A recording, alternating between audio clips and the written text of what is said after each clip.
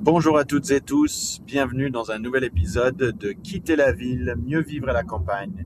Je veux parler dans cet épisode de l'importance de se projeter dès aujourd'hui et de ne pas repousser cette projection à plus tard.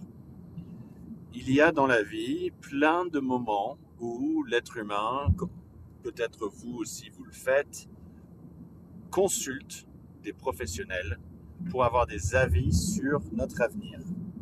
Quelques exemples très classiques.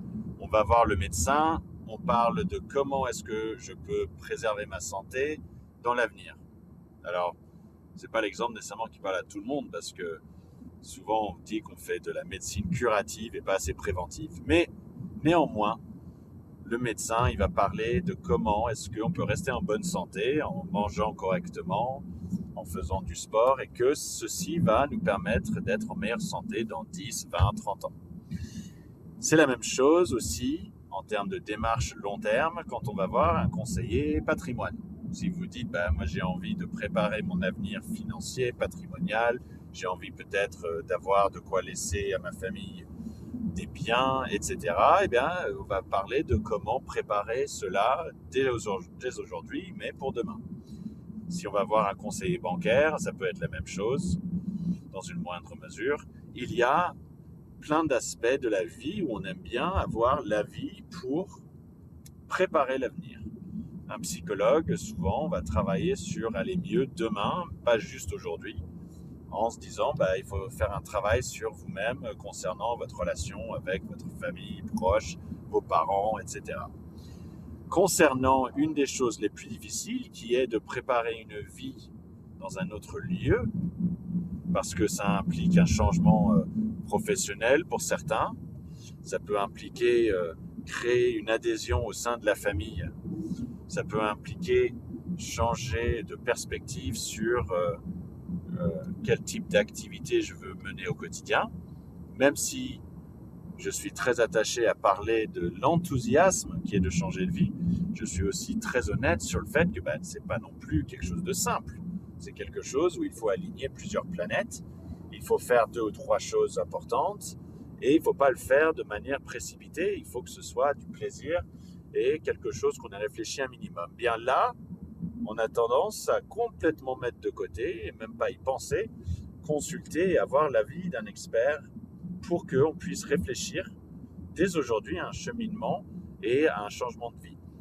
C'est mon métier de faire ce cheminement intellectuel et même émotionnel avec les clients et les personnes, les clientes qui veulent quitter la ville, aller vivre à la campagne. Et je veux insister sur pourquoi c'est important de ne pas repousser ça à dans 3 ans. En se disant, je ferai ça à la retraite, je ferai ça quand j'aurai atteint un certain niveau professionnel, etc.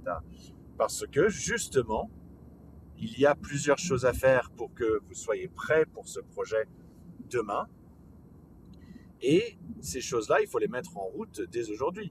Alors, il n'y a pas besoin de les mettre en route avec une pression, il n'y a pas besoin de les mettre en route avec urgence. Au contraire, c'est en faisant le cheminement aujourd'hui, intellectuel et émotionnel, au moins en le lançant, que vous n'atteindrez peut-être pas une situation de grande frustration, d'énervement, d'insoutenabilité dans votre situation plus tard.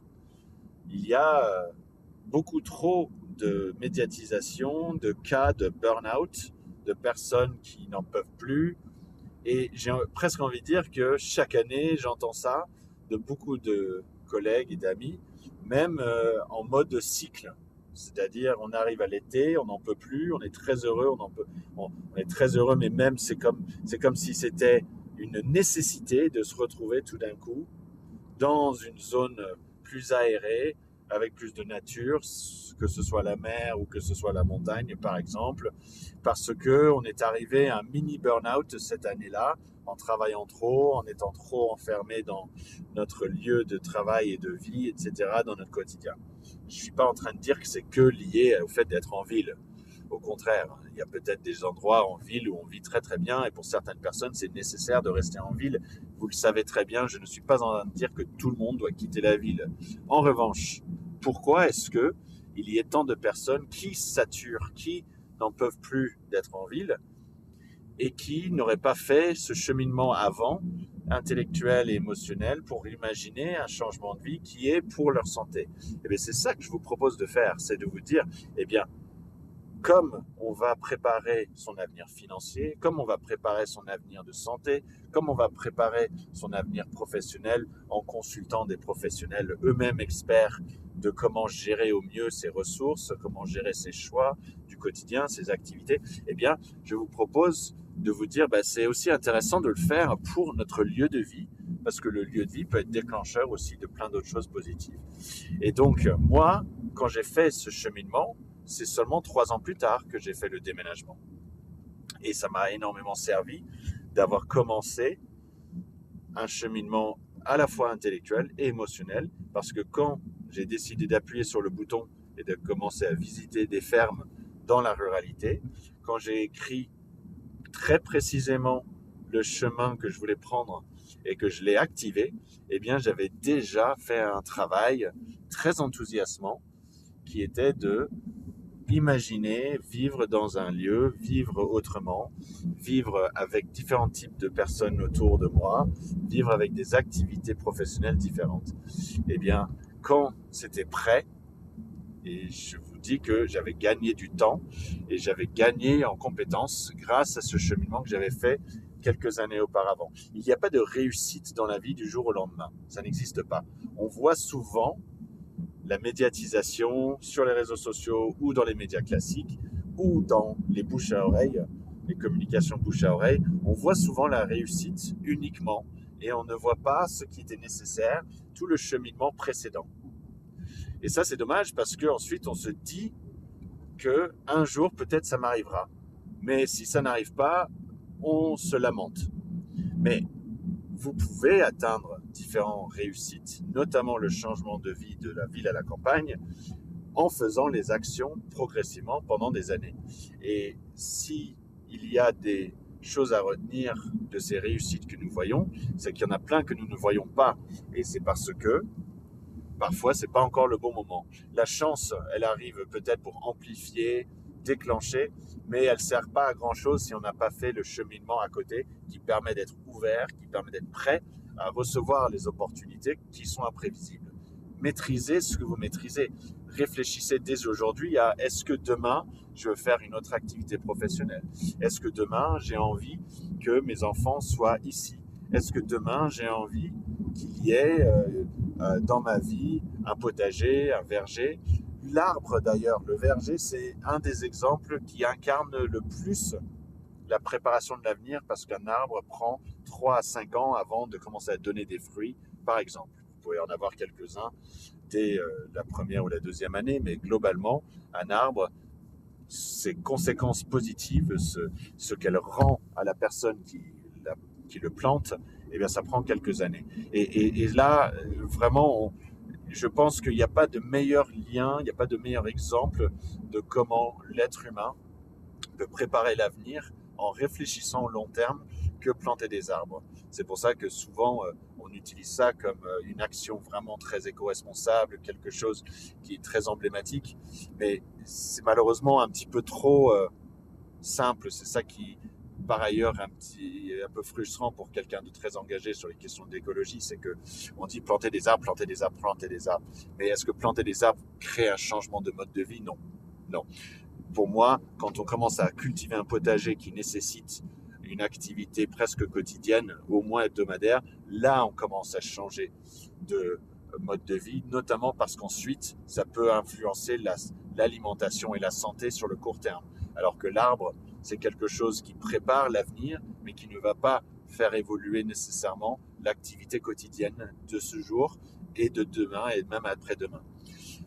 Néanmoins, je tiens à ce que vous soyez vraiment conscient que si vous voulez vous reconnecter à la nature, si vous souhaitez vivre dans un cadre plus sain, si vous voulez faire du bien à votre santé, si vous souhaitez préparer ce changement de vie, eh bien, c'est non seulement opportun, c'est nécessaire de vous lancer dès aujourd'hui, de faire un diagnostic, de faire une réflexion, de faire un sparring avec quelqu'un qui peut vous répondre à vos questions et vous aider, qui peut vous faire gagner du temps d'ailleurs, eh bien c'est comme ça que dans 3 ans, vous serez dans votre nouvelle vie, ou dans 5 ans, ou dans 10 ans. Et j'aimerais terminer sur un peu de prospectivisme. Est-ce que les choses vont s'améliorer d'un point de vue géopolitique et d'un point de vue écologique? Et tout de même, je tiens à insister premièrement sur le fait que ces deux pans de la société à l'échelle mondiale ont un impact très considérable sur le quotidien des personnes. Il n'y a aucun doute aujourd'hui que les conflits au Moyen-Orient, les conflits dans lesquels sont impliqués même des pays européens et les États-Unis, il y a un impact direct sur le coût énergétique, sur le coût de la vie pour des personnes partout dans le monde, dont ici en France. Et si vous pensez ainsi que les choses vont s'améliorer sur les 3 années à venir, je pense que vous vous trompez. Je ne suis pas expert des relations entre les États-Unis et le Moyen-Orient, des relations entre l'Ukraine, la Russie et le reste de l'Europe. Je suis suffisamment au fait et j'ai suffisamment d'expertise interdisciplinaire sur les questions de relations internationales pour savoir que les choses ne vont pas aller en s'améliorant pendant au moins 3 ans, voire plus. Deuxièmement, là où je suis expert, c'est sur comprendre l'impact du changement climatique dû aux activités humaines, c'est-à-dire le changement climatique anthropique, et l'impact de la dégradation de la biodiversité sur nos modes de vie, parce que plus il y a dégradation du climat ou changement du climat, et plus il y a dégradation de la biodiversité, moins les espaces dans lesquels nous habitons, et tous les espaces, moins les espaces vont être dans des conditions que nous connaissons pour vivre. Et je vais aller plus loin, moins ces espaces deviennent habitables tout simplement. Chaque espace va avoir à court terme une évolution différente, mais globalement, l'ensemble de la planète va avoir des perturbations qui peuvent rendre la majorité des endroits un peu moins vivables. Et si vous pensez, non, on va juste migrer vers le nord parce que la température va permettre à des zones plus froides de devenir plus chaudes, et donc ce qu'il dit, c'est pas vrai parce qu'il y aura des zones plus habitables. Non, pas du tout. Pas du tout. Ce n'est pas comme ça que ça marche. Ce sont des perturbations climatiques et écologiques dans les différents espaces, et ce n'est pas du tout une mécanique positive en ce qui concerne le court terme de l'adaptabilité de l'humain dans des territoires. Je suis très positif sur la capacité de l'être humain à s'adapter.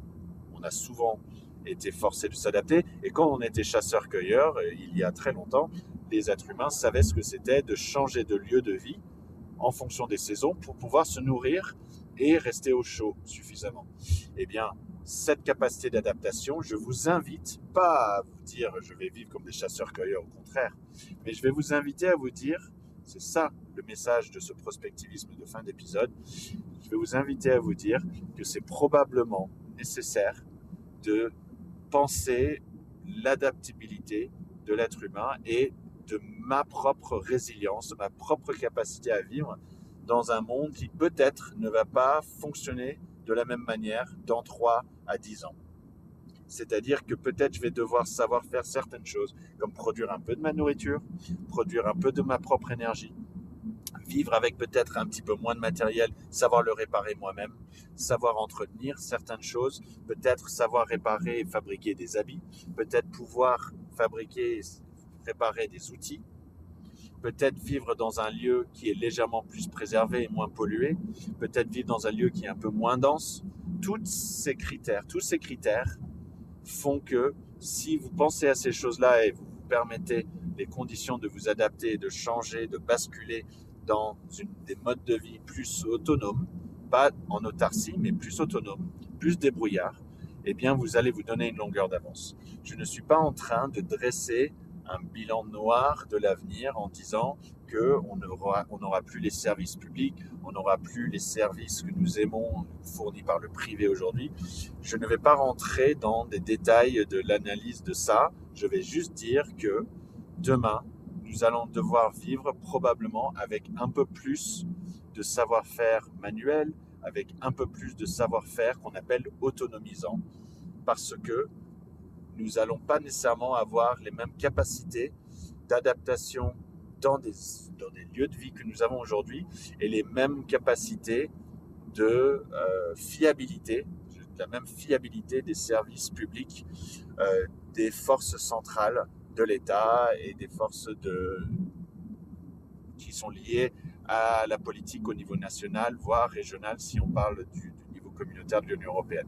Il y a quand même énormément de signaux qui laissent penser que c'est une forte possibilité de moins de fiabilité de ces services. Donc, c'est un argument supplémentaire pour vous pousser à être conforté dans l'idée que c'est une bonne idée de réfléchir à demain une vie à la campagne avec un peu plus d'amplitude, plus d'ampleur, de capacité à vivre avec de l'autonomie. Chers amis, c'était un épisode qui favorise la projection aujourd'hui. N'attendez pas demain. Ce n'est pas un luxe qu'il faut être repoussé à plus tard, à 10 ans, de réfléchir à cette transition de vie. Ça se prépare et je serais ravi de le faire avec vous, que ce soit en mode diagnostic et projection ou en accompagnement. N'hésitez pas à me contacter si vous souhaitez vous lancer, passer à l'acte, franchir le cap. C'est important, c'est pour votre santé, c'est pour la santé de vous et de votre famille. N'hésitez pas et à très bientôt.